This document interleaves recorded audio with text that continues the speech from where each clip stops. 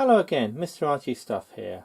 Now I'm just going to play this Columbia record, which is Hungarian Dance No. 8, violin solo by Albert Salmons, D1350, for my mother, because I know she likes violin music and indeed does play the violin a bit herself. And this is a nice old record from, I think, 1917. And so that means it's acoustically recorded, but it does sound pretty good. So tell me what you think.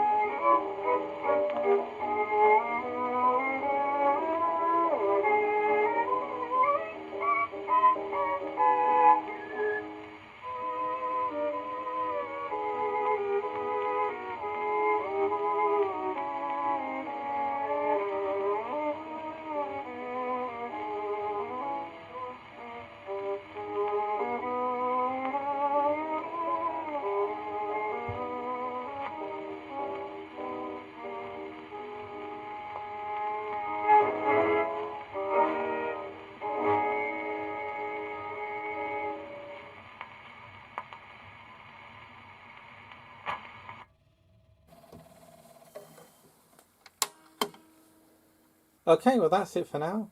Thanks for watching. Hope you enjoyed the video and see you in the next one. Bye for now.